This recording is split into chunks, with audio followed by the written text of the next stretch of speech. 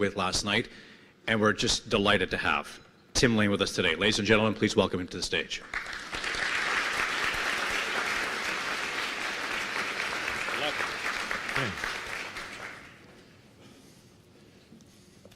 Thank you for that introduction, Jonathan, and also thanks to Strata for organizing this event. Wow, what a great audience! I mean, this is a really great turnout. So, my theme today is international trade, which is really the lifeblood of the Canadian economy, and that also, I think, dovetails nicely with Strata's activities, as Alex was explaining. Now, throughout Canada's history, we've successfully relied on our exports and imports, particularly through the vast expansion of international trade in the decades following World War II, to support our rising standard of living. Today, exports and imports represent about 2/3 of our output, which is about the highest among the advanced economies. Few places in Canada illustrate the importance of trade as vividly as Saskatchewan. Historically, people living on the prairies relied on exporting grain and, more recently, potash and oil to markets outside of Canada's borders. They imported many of the products they consumed and the tools they used, from t-shirts to tractors. In the first several decades of Confederation, they often chafed at the trade barriers that were imposed to protect the manufacturing industries of central Canada. What is remarkable is how nimble businesses in the province have been, and again, I get a sense from Alex's talk that this is something that's quite a feature of Saskatchewan's business community. They've adapted and innovated not only to grow market share, but also to develop new products and markets for them. In recent years, the patterns and drivers of trade, both nationally and in Saskatchewan, have evolved dramatically in response to forces that have been acting at the global level. Innovations in many areas, notably information and communication technology and logistics, have given rise to the development of new products and new ways of producing and trading them.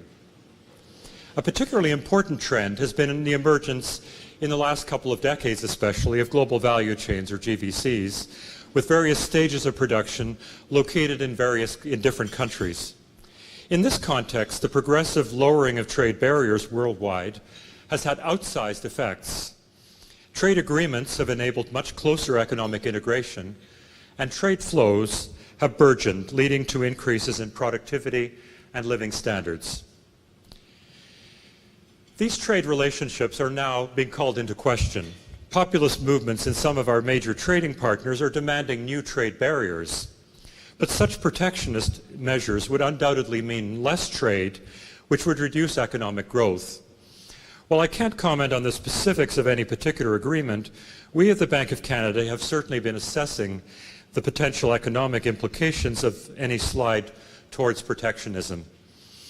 We're evaluating how it might affect the outlook for growth in Canada and its trading partners, and ultimately what it would mean for the conduct of our monetary policy.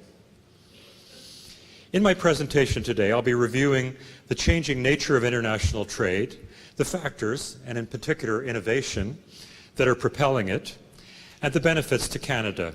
I'll discuss the challenges Canada faces in its international trade and how they affect our economic outlook, particularly the experience of the last 10 or 15 years.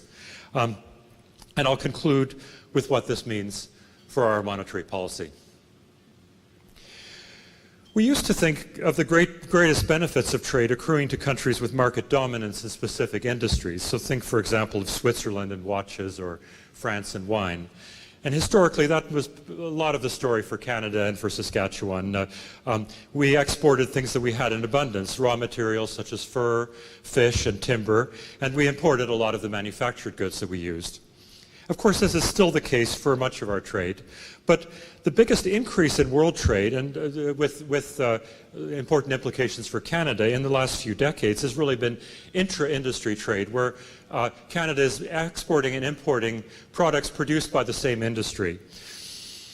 Now, some of that simply reflects what economists would characterize as product differentiation. So, for example, Canada exports rye whiskey and imports bourbon and scotch, which is, of course, a good thing. Even more importantly, the expansion of, but even more importantly, the expansion of intra-industry trade has been enabled by the unbundling of different stages of the production process. So think, for example, about the automobile industry. Now there, Canada exports and imports auto parts at different stages of production, as well as the finished product. Now the potential for that kind of unbundling was unleashed by technological innovations, particularly advances in information and communication technologies, which enabled the logistics needed to manage a supply chain that crisscrosses national borders. Bank of Canada research, among other research done in various other places, has shown that the separation of production into stages significantly increases the economic gains from trade. In a world of global value chains, easing trade restrictions can also have outsized positive effects on the economy and on trade flows. This has been described as leveraging because every unit of the final product, say each car that's produced, incorporates a great deal of trade in intermediate products and services. And any reduction in the costs that are imposed on trade can have cascading effects. Lower trade barriers also make it less expensive for firms to allocate different stages of production to countries where they are most efficiently produced. So what are the benefits to Canada of that kind of barrier-free intra-industry trade? Within any given industry, lowering trade barriers enables more efficient producers to expand to supply a wider market. That further lowers their costs as they move to a larger scale. Other less efficient producers or plants, on the other hand, may shrink or even fail. Canada's experience with the 1965 Auto Pact, the 1988 Free Trade Agreement with the U.S., and the 1994 North American Free Trade Agreement, or NAFTA, are good examples of the economic impact of lowering trade barriers. The North American market opened in the wake of these agreements. Employment in manufacturing declined in the short term, but productivity increased a lot, and in the longer term, the number of the jobs in the economy continued to increase. Efficient plants were able to expand to a scale that enabled them to capture even greater efficiencies. And the improvement in productivity supported the growth in the overall earnings of workers. Exports and imports are a two-way street. Both can help deliver the benefits of barrier-free trade. Canadian firms can compete in foreign markets partly by making use of lower-cost imported inputs, which raises their productivity. And their exports of intermediate products are also linked in turn to their trading partners' trade performance. So, for example, Canada exports machinery and equipment to some sectors of the U.S. economy, and that helps those sectors of the U.S. economy to be more efficient as they're exporting products. Benefits from opening trade may also come from increased competition, which is the result both of opening one's home market to imports and also from gaining access to a wider foreign market. More generally, innovation drives changes in trade patterns, and this is an idea that was developed that really stems from the work of Hungarian economist Joseph Schumpeter, who wrote about 80 years ago, and he talked about the idea of creative destruction, the idea that the new replaces the old throughout the economy, and that's an important driver of economic growth. Firms inventing new products may expand their exports by penetrating new markets. They can also develop new production processes that enable them to produce at lower cost. There are many such examples throughout the economy, and you think of the high-tech economy, but that's also relevant for many other sectors. And here I'd like to give an example which I think many of you in the room probably know better than I do. It's a Saskatchewan example, and that's the fact that even though half a century ago here in Saskatchewan, pulses such as lentils and peas were just a small part of the production of agricultural products. But in the 1970s, researchers at the University of Saskatchewan were looking at some other grains that could complement wheat, which was suffering from oversupply and low prices, and they spotted the opportunities related to lentils and developed new varieties that were suitable to the climates and soil of Saskatchewan. And today, of course, as I think many of you know, the province is the world's largest exporter of green lentils and the world's second largest producer. In 2016, the exports of those products amounted to about $2 billion in sales. So that's an example from the agricultural sector, but it's a pattern that plays out throughout the economy. You develop new products, you find new markets to sell them in, and that's an important driver of trade. Innovations in the production process can also drive export growth. Historically, this has been an important part of Saskatchewan's story. And in there we've seen new technologies such as farm machinery and seed varieties that drove the consolidation of prairie farms to take advantage of greater ability to cultivate and harvest crops on a larger scale. Saskatchewan's farm production and exports in the last many decades have expanded massively, even while Saskatchewan's population continued to decline. And that freed up workers to move into job opportunities opening up elsewhere in the economy and often in other parts of Canada, while increasing the productivity and incomes of those who remained. This is a story that, as Jonathan mentioned, it's part of a family story of mine, that half of my great-grandparents were farmers on the prairies, but now not one of their descendants is actually in farming, and a few of them are still in the prairies, but it's just the kind of the change and turnover that characterizes the economy. I've been talking so far about how innovation drives trade, but the reverse is also true. Trade openness also drives innovation, and this happens for two reasons.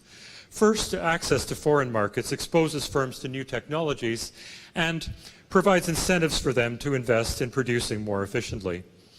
And secondly, competition from trade encourages firms to innovate and to invent new products to maintain their market share. Trade is also an important channel for knowledge to spill over across borders. An operation in one country can become competitive by combining its home advantages with the best techniques developed elsewhere. While trade and innovation have always been interconnected, the nature of these interconnections is now changing rapidly, with recent advances in digital technology which touch virtually all sectors of the economy. We are only beginning to appreciate how new fields such as artificial intelligence, cloud computing, additive manufacturing, and big data may play out in trade patterns. Even calculating their economic impact can be very challenging. Returns from patented intellectual property, such as software, are becoming an increasing part of value added in electronic products, and these are very hard to measure. That's also true of trade in IP services, which is becoming increasingly important. As one example, Google Chrome and Dropbox, which are developed in Waterloo, Ontario, and then distributed worldwide across the internet are good examples. They don't physically cross the border, so there's no customs paper trail, and that makes them difficult to track when you're looking at Canada's exports. They're also provided free to many users, so it's hard to put an appropriate market value on those products. This whole process of expanding two-way trade and technological advancement is also playing out in myriad industries. It's one of the most important drivers of Canada's growth potential, which in turn underpins rising living standards for Canadians. While these are basically positive developments, they do pose important challenges for society and for policymakers. Both trade expansion and innovation are by their nature disruptive, both for firms and for individuals. They spur growth by enabling more advanced and efficient activities and encouraging producers to expand, displacing less efficient activities and producers. This disruption is an integral part of the whole process. Improved productivity is essential to compete internationally. Without increases in productivity, the business itself and all the associated jobs can be lost. Historically, these changes have created many more job opportunities than they have eliminated. In particular, Canada's service sector, which has become an increasingly important source of exports, has created many new jobs paying above average wages. Still, some workers have been left behind. Moreover, the rewards for innovation, particularly in the digital economy, often accrue disproportionately to those few who own the related IP. Can public policy help smooth the transition? I should make it clear that this is not part of the Bank of Canada's monetary policy remit, which is to keep inflation low, stable, and predictable.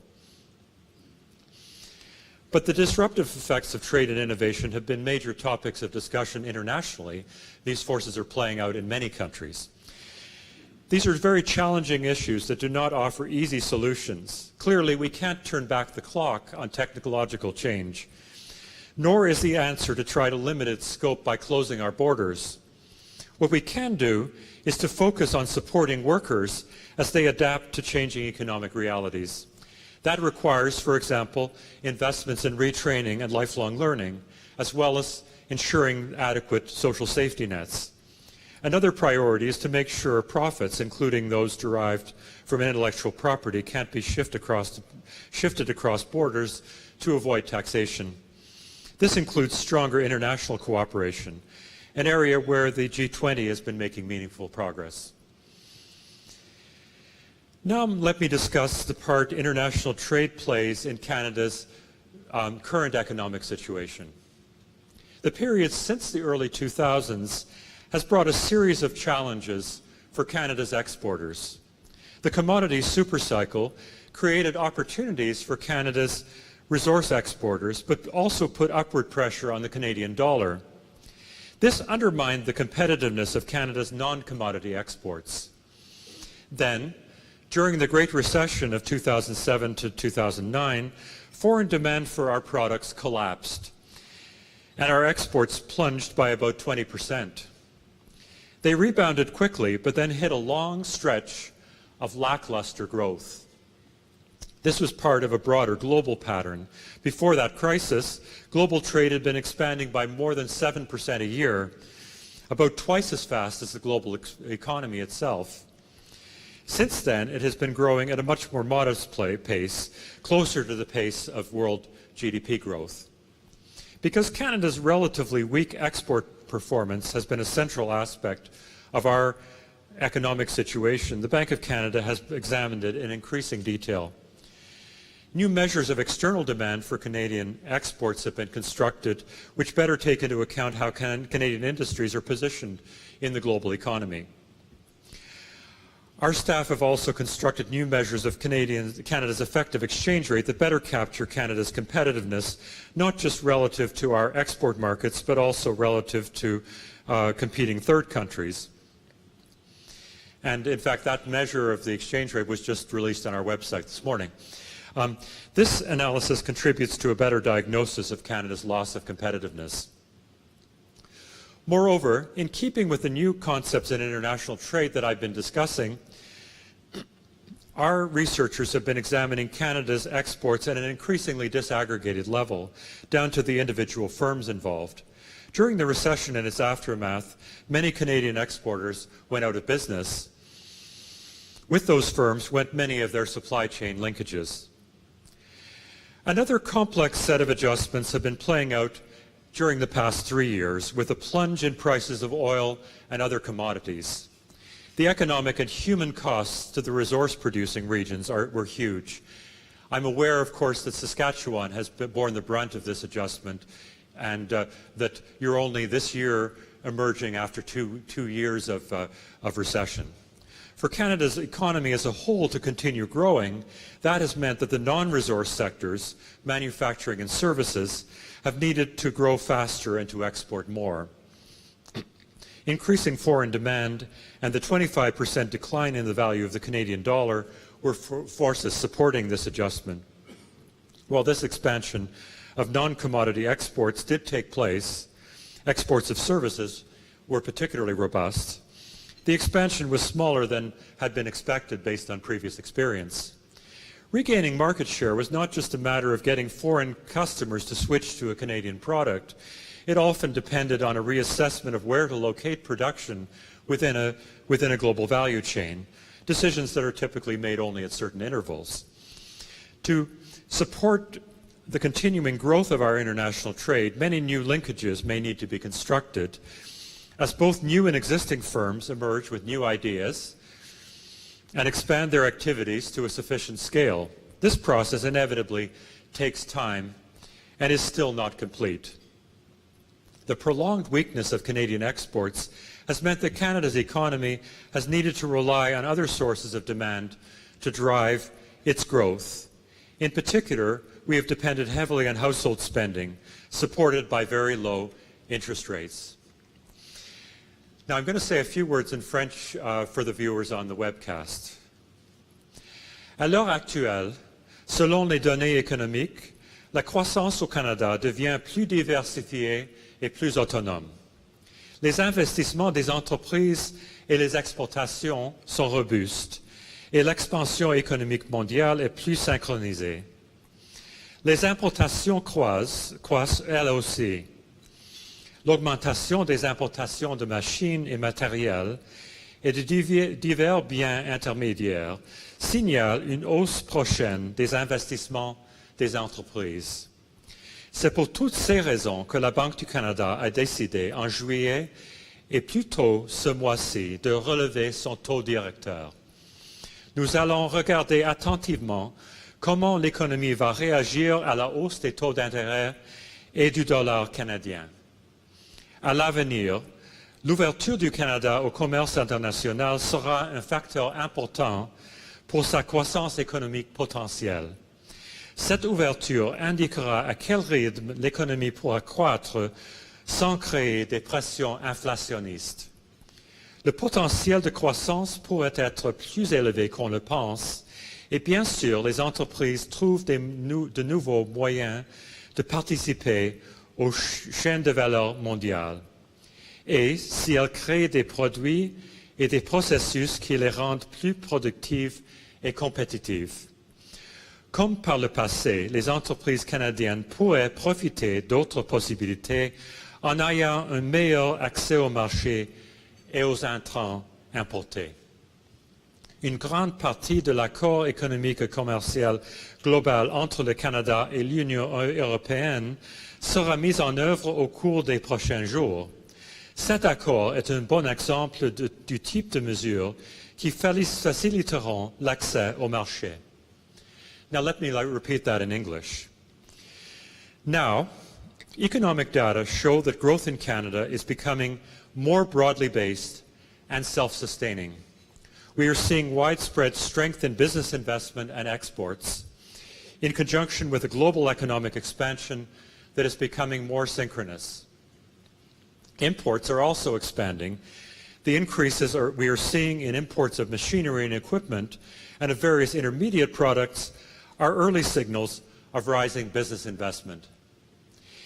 It was in this context of broadening growth that the Bank of Canada decided in July and again the week before last to raise our policy interest rate.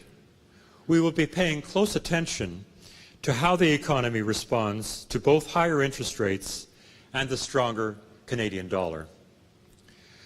Looking ahead, Canada's openness to international trade is also an important determinant of Canada's economic growth potential, that is, of how fast the Canadian economy can grow without giving rise to inflationary pressures. That growth potential could be greater than we think if businesses find new ways to engage with global value chains and develop new products and processes to make them more productive and competitive. As in the past, further expanding the access Canadian firms have to markets and to imported inputs could unlock more opportunities. An example is the Canada-European Union Comprehensive Economic and Trade Agreement, or CETA, most of which will be implemented in the next few days. But some other developments are more concerning. With the rise in protectionist sentiments in some parts of the world, we have been entering a time of heightened uncertainty about the rules of the game on international trade. The possibility of a protectionist shift, particularly regarding the outcome of negotiations on possible changes to NAFTA, is a key source of uncertainty of Canada's economic outlook. Given the nature of international trade in the 21st century, the stakes are very high.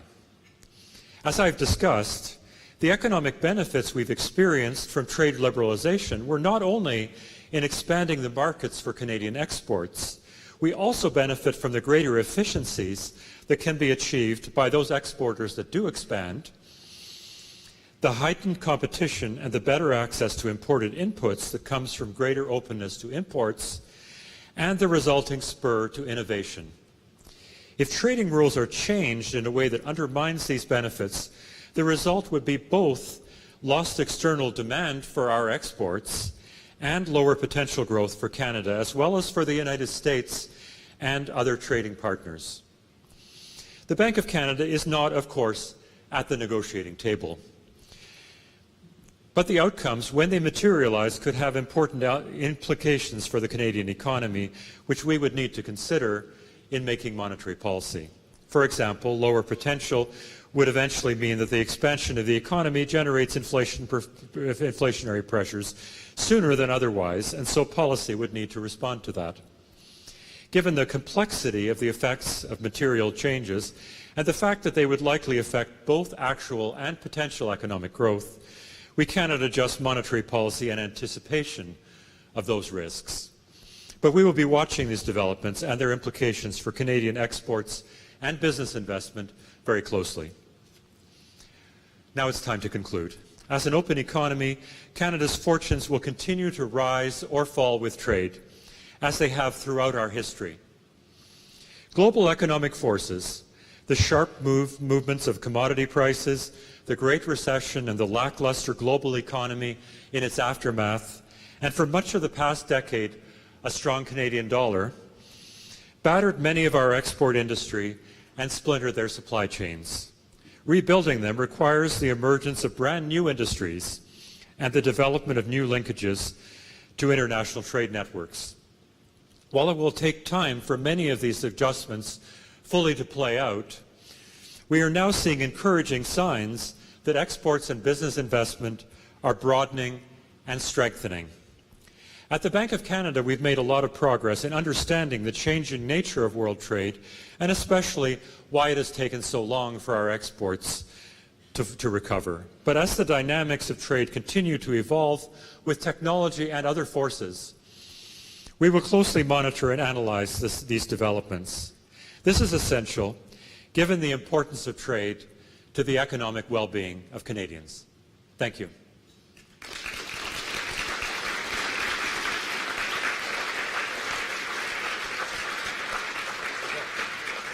Thank you. Tim has been gracious enough to take a few questions from the floor over the next few minutes. These will also be carried live on the webcast. There are 2 microphones. Both are ready for questions, and we encourage you to go there to ask them. First, Tim, one for you. Given the strength in the U.S. and Canadian exchange rates, and obviously the impact that has on Canadian exporters, can you comment on what the bank's further expectations are on interest rate changes both in Canada and the U.S.? Well, of course, each decision is a live decision. What we stressed in July was that our monetary policy decisions are data determined, so we're watching how the economy evolves, and of course, what we were seeing in the course of the summer and rolling into 2 weeks ago was that the data were actually looking quite favorable for the Canadian economy. We're starting to see a much broader economic expansion going on. We're seeing the resource economy going through a bit of a rebound, even while the rest of the economy was still continuing to grow strongly. And so that was, capped off in September by the fact we had our GDP numbers from GDP numbers from our second quarter suggesting that growth was actually rather strong. And so, that's kind of what data dependent looks like. We're kind of watching the numbers as they come along, and we're trying to understand how the economy is evolving, and therefore what degree of monetary policy stimulus is still appropriate. Now, where we are now, of course, interest rates are still quite low relative to what we think of as their neutral level. And so, that still seems appropriate, and partly because we don't know exactly how the economy is going to react. Even what we've done so far, we've raised interest rates by 0.5%, and households are way more indebted than they were when interest rates were back at their neutral level a few years ago. And so we really have to watch all these changes very closely, and that also goes for the Canadian dollar. The Canadian dollar has been a factor that as I mentioned in my speech, was dampening exports for a while. It started to be more competitive during the sort of the turn of the commodity cycle. But now, as the Canadian dollar is strengthening, we're certainly watching that closely, and we'll be taking that into account pretty strongly in making our decisions. Thank you. Go ahead. Hi, my name is Darla Lindberg. I'm the CEO of the Chamber of Commerce in Saskatoon here. So I have a question that relates to trade. We're talking NAFTA specifically today, but I'm going to talk about the proposed tax changes to business, because that's going to affect 90% of businesses, over 90% across this country. So when you're talking about the cost to business in terms of trade, when you're talking reinvestment in business, we're going to see a significant shift if these tax changes go through. So my question to you is, what impact do you see happening, and what countermeasures are you looking to put in place based on that impact? Okay, well, I guess, to start with, of course, this is not really our area of responsibility. It's the federal government which is making the changes, and of course they're not finalized yet. They're still for discussion, and of course, once they are finalized, then we will be taking them into account and analyzing their effects. I think the tax regime is of course something that goes into the whole environment for the in which businesses make their decisions, and it's something that we try to get as close an idea from businesses as possible. I think when I talk to some of the, I think I'll be talking to some business people from Saskatchewan this afternoon after this presentation, so I'll be getting a sense of their issues and concerns around this as well. And so all of this goes into our analysis and assessment of how this might play out. But that's, again, it's not something that I can really comment on with regard to the specifics of the measures that are proposed. Okay. Next question. Hi, thanks for your talk. My name is Derek Shevkenik. I'm with BMO Nesbitt Burns. You mentioned that household spending was something that has really contributed in past years here. You just also mentioned in the Q&A dealing with household debt levels. Yeah. And that's just something I'd like you to comment on further. Because even back in 2009, things like one of the issues identified as concern to the Bank of Canada was the level of household debt. Yeah. And it was just repeated a lot. Hey, Canadians, watch the household debt levels. Of course, now it's a lot bigger, relatively much of a bigger issue, like you referred to. Even the wealthy barber wrote the book, The Wealthy Barber Returns. He goes, why did I do that? I sold a lot of books the first time, but apparently Canadians weren't listening. So I'm just wondering, any further comments on the household debt issue? Well, as you mentioned at the beginning, yeah, this is certainly an issue we've been flagging for quite a while, and it is an issue that's been continuing to play out. It's really linked to the strength of the housing markets, and as you know, that's particularly a regional pattern. It's largely the Greater Toronto, well, not just the Greater Toronto area, but a much wider swath around Lake Ontario and also the area around Vancouver. But that's a very sizable chunk of the Canadian economy right there. So this is something that.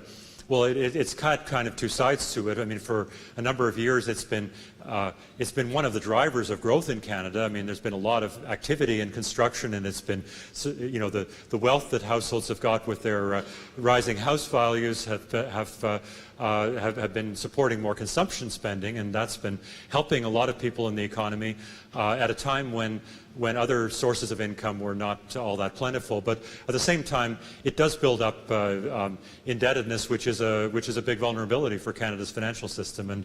We're hopeful that over time this will moderate, and partly because there have been some steps taken by various levels of government which will help to sort of at least dampen down some of the excess borrowing and to try to at least ensure that the borrowing is in forms that can be that are less likely to cause problems. But at the same time, well, I think the other thing that's encouraging is the fact that as the Canadian economy seems to be on a better track, that should mean that household incomes are rising in a way that will actually help households to afford that debt that they've taken on. But it is certainly something we're watching very closely, and will continue to do so. Thank you. Go ahead. Thank you. My name is Kira Judge. I am an economist contributing in private sector in Saskatoon. And my question is about credibility model that Bank of Canada introduced way back in the 1980s. So is Bank of Canada continuing to hold the credibility model, or is it changing because of the factors affecting NAFTA and everything else? These are our economic models, you mean, that we Yeah, the use to credibility analyze model, yeah. the economy? Yes, well, I mean, certainly we do use a lot of models in our work, and I mean, any model has some usefulness and some limitations, because, of course, to model anything as complicated as an economy, you have to make some assumptions. There are some things you end up oversimplifying, other things you spell out in detail. And so our models, I would say, since I mean, you referred to, you know, when we started setting a target for inflation back at the beginning of the 90s, we had a particular set of models. We've, of course, developed new generations of models since then, a couple of new generations, and then a lot of other sort of smaller models that we use to analyze particular sectors or aspects of the economy. And but it's a sort of thing where I think you know, no model is going to be perfect, and we really need to be constantly renewing these models, and it's an area where actually we're putting a fresh push now. I mean, I think one of the authors, one of the creators of one of the earlier generations of models was a young economist named Stephen Polis, and so he's sort of aware of how the you know, how these things, you know, how these things develop and so on. But and he's been certainly very active in pushing forward the work on the models of the next generation. Thank you. Thank you. We have time for 2 more questions, and here's one right now. Ron Olson, builder developer in Saskatoon. I have a question. You didn't say anything about a housing bubble. I don't hear it very often from anyone anymore. But it has to be a concern, given the fact the long-term housing costs, as you know, in Canada have continued to go very, very high. But if you go back to 1950s and 60s, 2.5 times the annual household income was the price of a home. Today we're approaching 5 to 6 in many sectors. In the GTA, certainly that can be achieved very often. In the United States, when the bubble burst, so as to speak, they were at about 5.5 times household income. So just comment on that if you could. Sure. Yeah, I mean, a couple of things there. Yeah, I mean, obviously, as my answer to one of the earlier questions indicates, it is something we're watching closely. Maybe just to, I mean, a couple of elements. One is that there's really a combination of factors that are driving this, and one set of factors are more fundamental. It's basically the rising population, immigration into some of the main cities, the lack of approved land for development in those areas. A second element is clearly the level of interest rates, the fact that households have been able to borrow these massive amounts because the cost of paying that, of servicing those mortgages is that low, and that in a sense makes them affordable for now. But households, of course, should be remembering that the current level of interest rates is really exceptional, and it's not a level that's likely to continue throughout the life of a mortgage. I mean, the third element, though, which I think you alluded to, is the fact that there's now increasingly evident this element of investor expectation and speculation, and that's not just about foreign investors coming in and buying in Toronto and Vancouver. It's also that I think many Canadians have come to see double-digit increases in prices in those cities as being kind of a normal thing, and it's not, and it can't.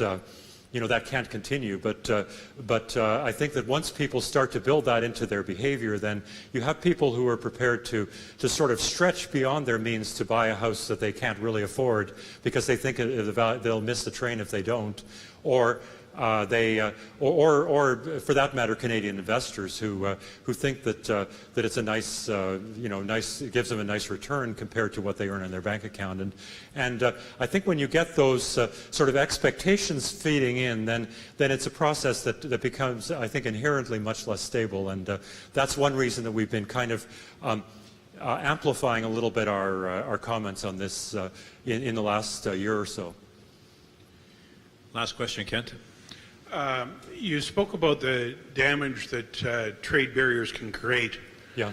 And I'm just wondering if you would agree or consider the application of self-imposed trade barriers, particularly as it relates to commodities like a carbon tariff.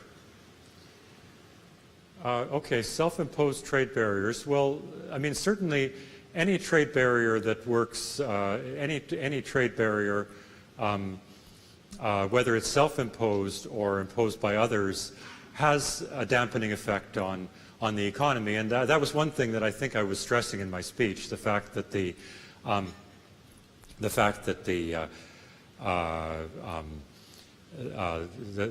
it is, you know, it's not just the fact that we can sell our products elsewhere, but it's also the fact that we can get access to imported products, which is beneficial. And of course, anything any sort of tax on products that are being sent outside is also going to work in a similar fashion. Now, you mentioned the carbon tax, which of course has been a controversial subject. I mean, which policymakers in a number of in a number of provinces, but also the federal government have made a decision to go forward with that. Now, whether or not that works to affect the competitiveness of trade, I think depends very much on how it's designed. And as you know, this is not the Bank of Canada's responsibility, but just to say that I mean, a carbon tax, or any kind of carbon pricing is it is a tax, but a tax has revenues, and the revenues can be spent in a way that either encourages competitiveness or discourages them. So, for example, there would be the possibility to use the revenues from a carbon tax to lower other business taxes, which could offset the effects on competitiveness of the carbon tax itself, or possibly even make competitiveness stronger in some respects. There could also be the use of the carbon tax revenues for investments in other other kinds of things like infrastructure that could also help make Canadian business more competitive. But it depends very much on how the thing is designed. And as I said, it's not really my sphere, but just to say, it's not the carbon tax itself that acts to dampen the competitiveness of exports. It's a combination of that with how the revenues are distributed, and that's something that has to be done very carefully by the governments that are responsible for this area of policy. On behalf of all of us, Tim, thanks for coming. We really appreciate it. Have a safe trip home. Okay.